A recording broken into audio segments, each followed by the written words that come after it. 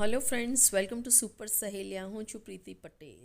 તો ફ્રેન્ડ્સ, શિયાળો ચાલુ થઈ જાય એટલે જાત જાતની કૂણી કૂણી ભાજીઓ આવે અને દિલ્હીમાં તો જાત જાતના રીંગણ આવે છે। તો આ રીંગણ એકદમ સરસ પોચા છે, બિયા વગરના, અને એકદમ ફ્રેશ છે બંને શાક। તો મેથીની ભાજીને મેં સરસ ચૂંટી લીધી છે અને ધોઈને સરસ મેં ઝીણી ઝીણી કટ કરી લીધી છે। એ જ રીતે રીંગણ પણ સરસ મેં ઝીણા કટ કરી લીધા છે। લીલા મરચાં સમાર્યા છે 8થી 10 નંગ। તો ચાલો હવે આપણે વઘાર કરીએ।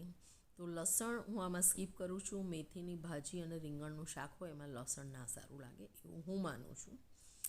તો કઢાઈ મૂકીશું અને 4-5 ચમચી જેટલું તેલ એડ કરીશું અને તેલ આપણું ગરમ થઈ ગયું છે।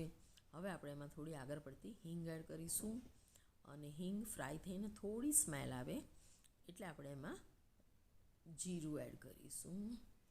તો જીરાને પણ સરસ તતડવા દઈશું અને જીરું ફૂટી જાય એટલે આપણે એમાં એડ કરીશું લીલા મરચાં। તો રઈ આમાં નાખવાની નથી, રઈને મેં સ્કીપ કરી છે અને લીલા મરચાંને હવે આપણે સરસ ફ્રાય કરી દઈશું। તો ફ્રેન્ડ્સ, લાલ મરચાંનો આમાં સહેજ પણ આપણે ઉપયોગ કરવાના નથી। જે પણ તીખા શાકમાં આવશે તે લીલા મરચાંથી જ આવશે। તો લીલા મરચાં આપણા સરસ ફ્રાય થઈ ગયા છે। તો હવે આપણે એમાં એડ કરીશું આગળ પડતી થોડી મેથી। હા ફ્રેન્ડ્સ, મેથીની ભાજીમાં જ આપણે મેથીના દાણા યુઝ કરવાના છે, જે તેનો ફ્લેવર થોડોક સરસ કડવા જેવો આવશે। તો મેથી નાખ્યા પછી એને પણ થોડી આપણે શેકી લઈશું તેલમાં અને તમે જુઓ છો કે થોડી ગોલ્ડન બ્રાઉન થઈ ગઈ છે। તો હવે આપણે એમાં એડ કરીશું હળદર। તો જે બી મસાલા કરવા હોય એ તેલમાં કરી લેવાના, કારણ કે ભાજીમાં પછી એડ કરશો તો હલાવશો તો પણ સરસ મિક્સ નહીં થાય। તો હળદર આપણે એડ કરી દીધી છે। લાલ મરચાંનો ઉપયોગ નથી કરવાના એટલે આપણે સીધા હવે ઝીણા સમારેલા કૂણા કૂણા રીંગણ એડ કરી દઈએ છીએ।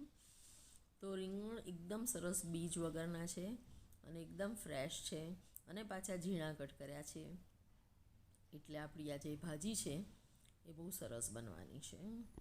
તો સરસ રીંગણ એડ કરી દીધા છે। હવે એને આપણે હલાવી દઈશું અને બધો મસાલો મિક્સ કરી દઈશું। તો તમે જોઈ શકો છો સરસ હલાઈ ગયા છે।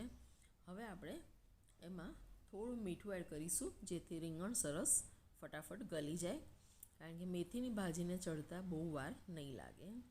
તો મીઠું રીંગણમાં એડ કરવાથી સરસ એ ફટાફટ ચડી જશે। તો બસ હવે આપણે 5-7 મિનિટ માટે રીંગણને ઢાંકી દઈએ અને અધકચરા ચડી જાય પછી આપણે એમાં ભાજી એડ કરીશું। તો 7 મિનિટ થઈ ગઈ છે, લેટ્સ ચેક ઇટ।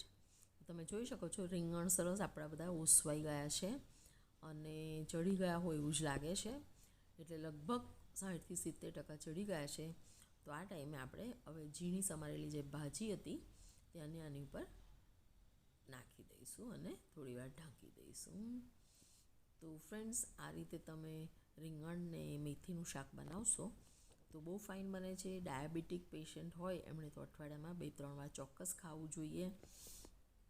અને તમે મેથીની ભાજીનો ઉપયોગ શિયાળામાં બીજી કઈ રીતે કરો છો તે કમેન્ટ બોક્સમાં લખજો। તો મેથીની ભાજી આપણે બધા એડ કરી દીધી છે। હવે 5 મિનિટ માટે એને ઢાંકી દઈએ તેથી ભાજી બધી ઓસવાઈ જાય। તો વેટ એન્ડ વોચ।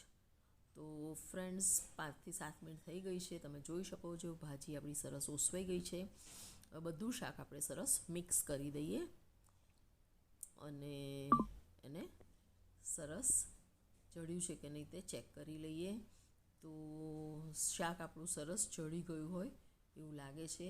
મિક્સ કરીને અને હવે આપણે સ્વાદ પ્રમાણે મીઠું એડ કરીશું અને બધું સરસ મિક્સ કરી દઈશું। તો ફ્રેન્ડ્સ, મીઠું પહેલાં સહેજ ઓછું નાખવું, કારણ કે ભાજીમાં પણ થોડુંક હોય જ ખારાશ।